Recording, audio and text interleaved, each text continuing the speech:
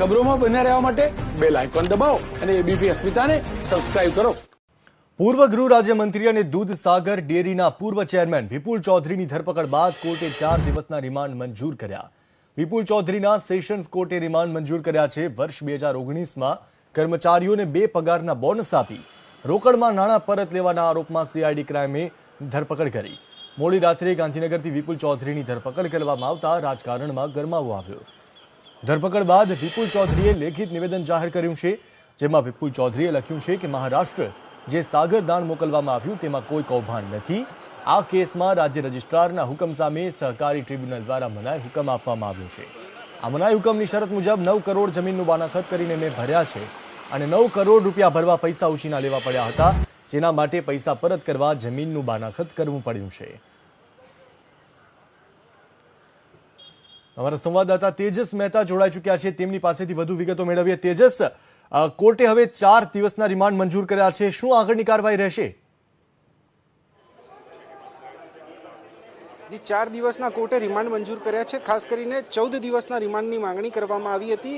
શું રજૂઆતો થઈ? આપણી સાથે સરકારી વકીલ સુધીર બ્રહ્મભટ્ટ છે, તેમની સાથે જ વાત કરીએ। સુધીરભાઈ, શું રજૂઆતો કોર્ટમાં કરવામાં આવી, શું માંગણી કરવામાં આવી હતી અને કોર્ટે 4 દિવસના રિમાન્ડ મંજૂર કર્યા છે? હવે કયા પ્રકારની કાર્યવાહી રહેશે?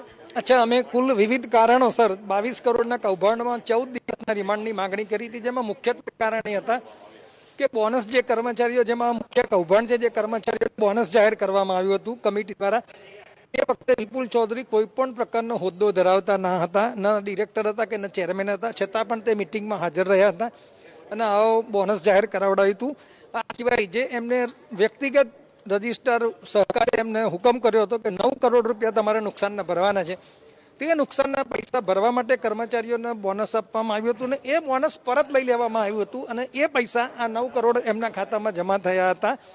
તે બધી તપાસ કરવાની છે અને તેઓની ઓફિસની સર્ચ કરવાની છે। તેઓ ભૂતપૂર્વ રાજકારણી હોય, મંત્રી રહી ચૂકેલા હોય, તપાસમાં સહકાર આપતા નથી, તેથી 14 દિવસની રિમાન્ડની માગણી કરી હતી, જે નામદાર કોર્ટે 4 દિવસના રિમાન્ડ આપેલા છે। અને એક અન્ય તેઓએ માગણી કરી હતી કે અમને જેલમાંથી ફોર્મ ભરવા દેવા જવામાં આવે, તેની સામે સખત વાંધો લીધો હતો, જે અરજીની સુનાવણી કોર્ટે 16 તારીખે રાખી છે।